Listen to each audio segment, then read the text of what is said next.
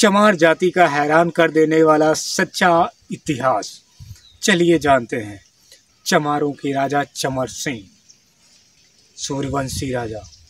इनका बोलबाला कहते हैं कि सतयुग में इनका राज चला करता था। इनका कब्जा सिंधु नदी के उस पार तलक था।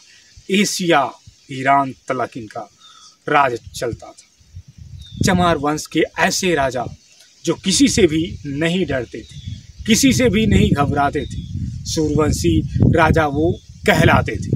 सूर्यवंशी राजा वो कहलाते थे। उनकी प्रजा कहना मानती थी, उनकी प्रजा कहना मानती थी। जाति की बात की जाए, चमार वंश छम्मर वंश जिसे कहा जाता है। छम्मर वंश का उल्लेख हरियाणा और राजस्थान और पंजाब में जाटो। ये चमार जाति की उपजाति जाटो है। चमार जाति की उपजाति जाटो है। और चमार जाति के राजाओं की बात की जाए तो राजा बहुत ही दयालु और बहुत ही अच्छे थे। जो भी इनको कारोबार में बेनिफिट होता था वो जनता के ऊपर, जो गरीब जनता थी उसे दान में दिया करते थे। जो जिसकी ज़रूरत थी उसे देते थे, जो जिसकी ज़रूरत थी उसे देते थे। लेकिन ये माहौल कब, इतिहास कब इन लोगों का दबाव हो गया, जब से आर्य लोग ये देश में आ गए, चमारों का इतिहास प्यारे मित्रों दब के रह गया और ख़त्म होके रह गया। आज भी बौद्ध स्थल और बौद्ध धर्म को मानने वाले भारत के अंदर बहुत कम लोग पाए जाते हैं।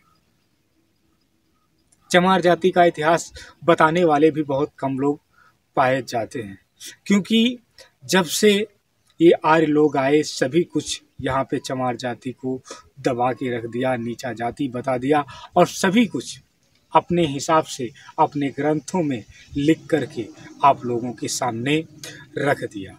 और हम सभी को और तुम सभी को, जो राजा हमारे तुम्हारे पुरखे हुआ करते थे, उन सभी को दलित और अछूत बता दिया प्यारे मित्रों। उन सभी को दलित, अछूत और शूद्र बता दिया प्यारे मित्रों। चलिए इन लोगों की, आर्य लोगों की ये बातें और इनकी कहानियाँ आप सुनते ही रहते हैं। साथ में नरेंद्र कहानीकार का भी सपोर्ट करना है और नरेंद्र कहानीकार की कहानियों को सुनते रहना है। नरेंद्र कहानीकार फिर से मिलते हैं नेक्स्ट वीडियोस के साथ में। तब तक के लिए आप अपना रखेंगे ध्यान, अपने परिवारजनों का रखेंगे ध्यान। नरेंद्र कहानीकार फिर से मिलेंगे आपको नेक्स्ट वीडियोस के साथ में। तब तक के लिए प्यारे मित्रों आपको नरेंद्र कहानीकार का नमस्कार।